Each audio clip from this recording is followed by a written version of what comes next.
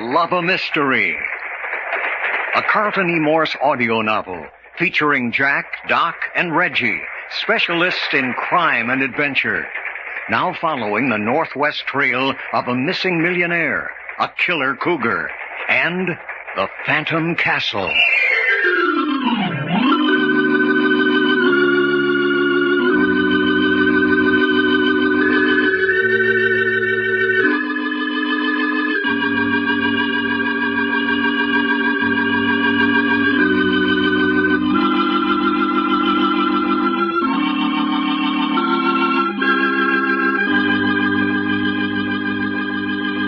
This is Fred Foy introducing Jim Harmon's presentation of Les Tremaine and Tony Clay in an original Carlton Morse thriller, The Fear That Creeps Like a Cat.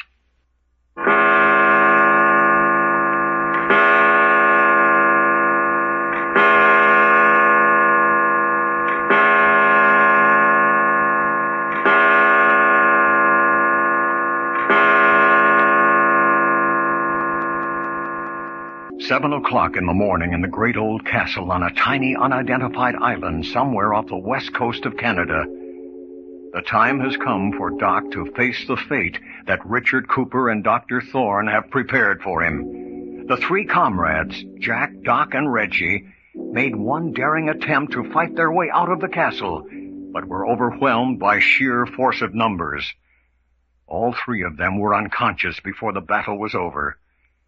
That was an hour ago, and now at 7 o'clock all three have been restored to consciousness and are seated in the great reception hall, their wrists handcuffed to their chairs. Well, if I gotta go, why don't I go and get it over with? All in good time, Mr. Long.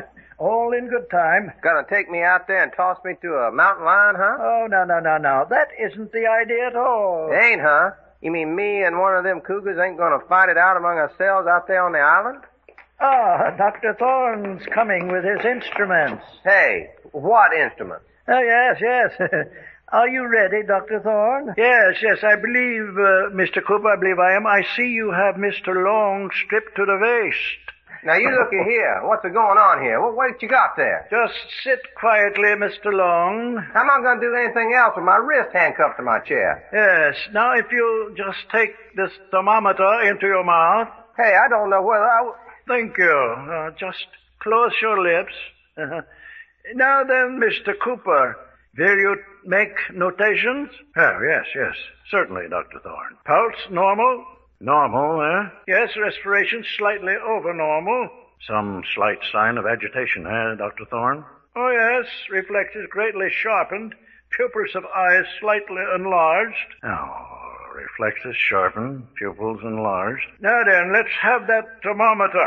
Yeah, you should ought to flavor your thermometer, Dr. Thorne. Make it more interesting to suck on. Temperature varies slightly on the rise. Will you tell me what you're all doing this for? Outward signs of nervousness expressed in continued shifting of feet. What you mean, shifting of feet? Yes, Doctor. And increased strident quality in voice. Doggone you fellas. Yes. And wouldn't you put down that startled curiosity which he shows in each of our statements? Wouldn't you put that down to a rising fear? Oh, definitely. Jack, I can't stand it any longer.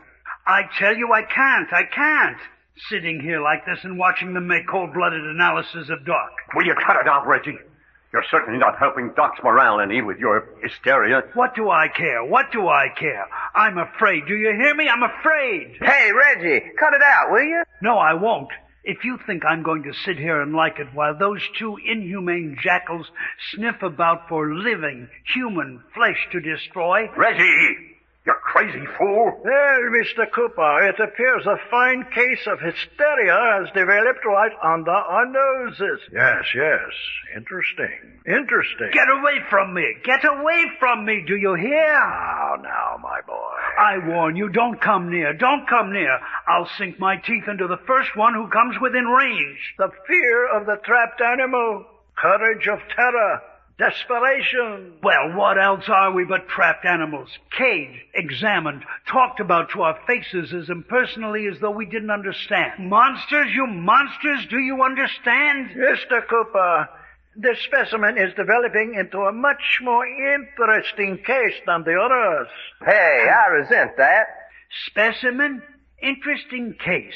Doesn't it occur to you that we're living human beings like yourselves?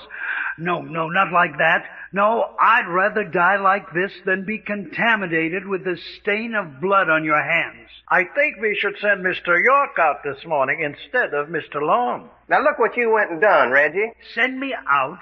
Go ahead, send me out. I'd rather be any place than chained to this chair, tortured in mind and body, waiting. No, go away. Don't come near me. Get behind his chair, Dr. Thorne. Put a gag in his mouth. Then he can't bite. No, I tell you, keep away. Keep There. That'll take care of his desire to bite. Now then, Mr. Cooper, will you write down these new observations? Well, let's see. I think he's in our files as specimen H24, isn't he? That's right, yes. Jack, what's eating Reggie anyway? None of us is showing up to a very good advantage on this adventure, I'm afraid. Something queer here, Mr. Cooper. Huh? Oh, what's that? Pulse normal, respiration normal. But good heavens, Dr. Thorne. A man couldn't be in this fit of hysteria and show normal heart and lung action. I know. Look at the pupils of his eyes. Nervous reflexes. Perfectly controlled. But see here, Dr. Thorne. What does it mean? Mr. York. You're a fraud. What's that? What did you say, Thorne? Your friend York here is apparently trying to assume the role of a hysterical man for some purpose of his own. Take the gag out of his mouth. Yes. So that was it. What you mean, Jack, so that was it? There you are. What's the idea, Mr. York? Did you think you could fool me for 1 minute? I didn't know. I hoped I could. But why, young man, why? What was your object? I thought if I could sell you on the fact that I was in a sweat of terror, you would send me out instead of Doc. Hey, what you talking about? You were trying to muscle in on my date with that there mountain lion? Well, if you want to put it that way. Well, darn your ornery hide, Reggie. Dear. Apparently the spirit of altruism is pervading the halls of science. And I don't suppose you'd understand that, would you, Cooper? No, I don't think I do. Well, that's another nice little paragraph for your treatise on fear.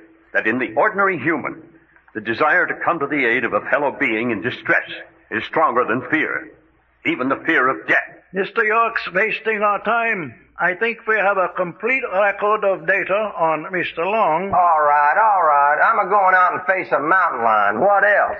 The problem in fear psychology, which we're studying today, is twofold. First, to what heights, what super strength, what cunning can the human mind and body be raised when stung by the lash of fear? Number two, we know that the mountain lion is a cowardly beast.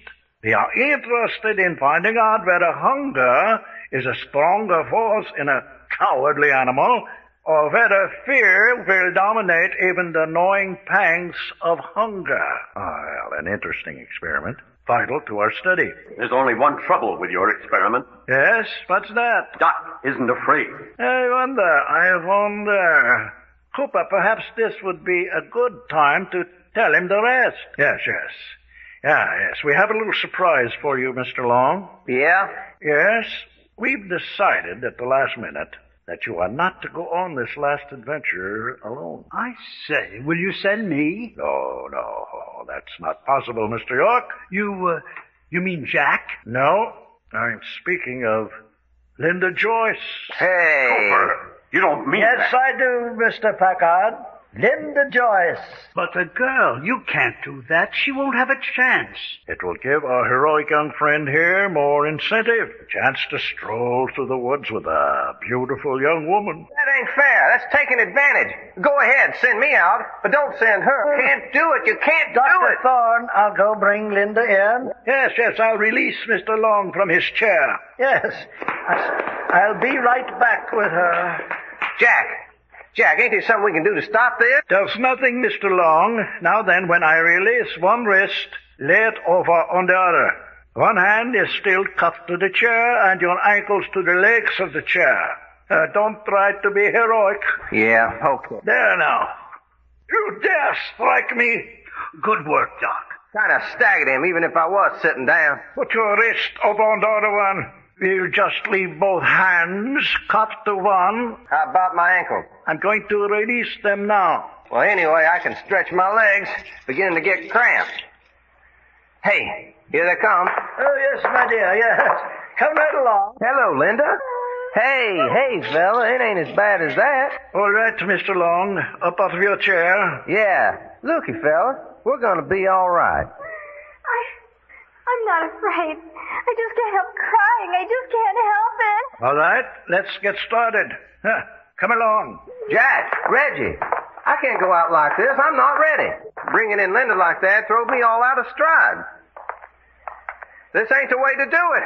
I tell you, I'm not ready. I ain't even said goodbye to Jack and Reggie. Ugly, Jack. Ugly. Everything's ugly. Reggie. Yes? I've got one of my hands loose. I think I broke my thumb, but I got it loose. What good's that going to do? If I can break the other arm off this chair before they get back, that's what I've got to do. Break the arm off this chair before they get back. Now then, down these steps to the drawbridge. Just a moment. Dr. Thorne, will you open the door? Come now, outside to the drawbridge. Wait now, we'll lower the drawbridge.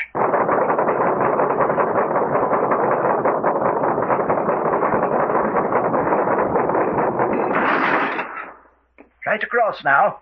Lead the way, Dr. Thorne. Yes, will do.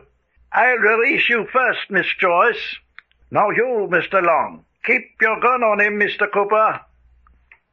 There you are, Mr. Long. You'll find a knife with an 8-inch blade stuck in that first tree over there. You'll have 5 minutes before the lioness is released. All right, Mr. Cooper. Back across the bridge. Goodbye, Linda. Good luck, Mr. Long. Raise the drawbridge, Mr. Cooper. Hello there, fella. Doc, what's going to happen to us? I reckon my mama was right, Linda. She always said I'd come to a bad end.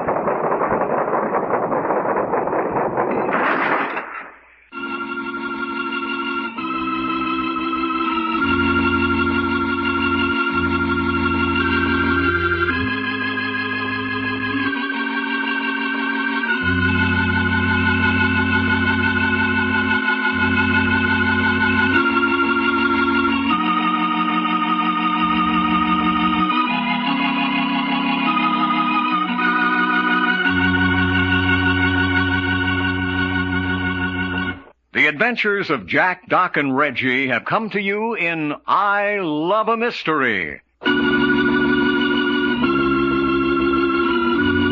Created and written by Carlton E. Morse. Scripts copyrighted by Morse Co. Incorporated.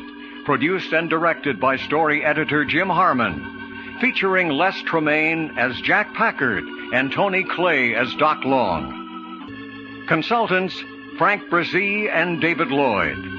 Your announcer, Fred Foy. This presentation has come from Hollywood.